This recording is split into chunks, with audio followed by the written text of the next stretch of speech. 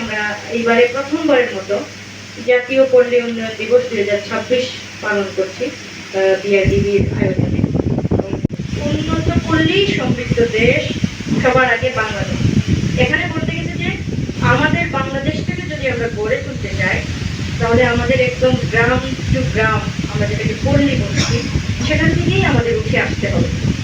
এখন পল্লী বলতে তো অনেক ব্যাখ্যাই দেওয়া হয়েছে নাকি, যেমন আমাদের বিআরডিবি যেটা পল্লী উন্নয়ন, পল্লী উন্নয়ন মানে গ্রাম, এই ওনারা কাজ করবে মাঠ পর্যায়ে, মানে আমাদের কিছু গ্রামকে উন্নত করার জন্য কাজ করে যাচ্ছে। যেমন এর বললো যে 1 লাখ টাকা তারা প্রথমে ঋণ দিতে পেরেছিল।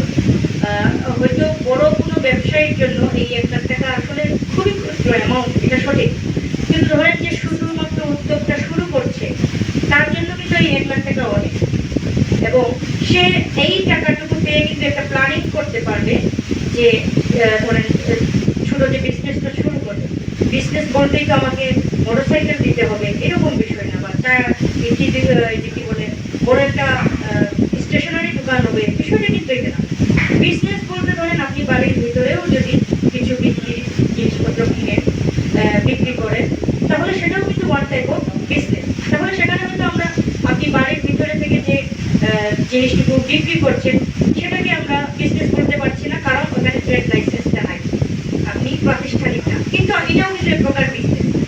তো দেখা যাচ্ছে যখন বিআরডিবি দিচ্ছে, সেখানে কিছু ক্রাইটেরিয়া মেনটেন করে আপনাদেরকে যে ঋণগুলো দেওয়া হচ্ছে, সেটা হচ্ছে প্রাথমিক একটা সাপোর্টের জন্য, যাতে আপনারা দাঁড়াতে পারেন। কারণ আপনি যদি একবার দাঁড়িয়ে যান, তাহলে আপনাকে টাকা দেওয়ার মানুষের কিন্তু অভাব হবে না, এটা নিশ্চিত থাকে। শুধু আপনাকে প্রমাণ করতে হবে যে আপনি দাঁড়াতে পারেন। এই যে প্রাথমিক যে আপনার চাহিদা, আপনার যে প্রাথমিক আপনার যে প্রয়োজন, সেই প্রয়োজনটুকু মেটানোর ক্ষেত্রে কিন্তু আমাদের পল্লী উন্নয়নের বিআরডিবি একটা মুখ্য ভূমিকা পালন করছে। এর মধ্যে এটাও বলতে পারে যে সবাই কিন্তু ওনার কাছেও আসতে পারছে না, পারছে কি? সবাই তো আসতে পারতেছে না। আমাদের অনেক গ্রামীণ মহিলা পুরুষ জানেই না বিআরডিবি কি কাজ করে। আমি এইটা কেন বলতে পারি, আমাদের যদি নিজের গ্রামের কথাই বলি, আমি জানি যে ওখানে 120টা পরিবার আছে, ঘর আছে, সেখানে কতজন বিআরডিবি নিয়ে যাচ্ছে। আমি যদি এই সার্ভিসে না আসতাম, আমিও জানতাম না, সত্যি কথা যেটা। তো বিষয়গুলো হচ্ছে আমাদের একটু প্রচারণা করতে হবে। আর আরেকটা হচ্ছে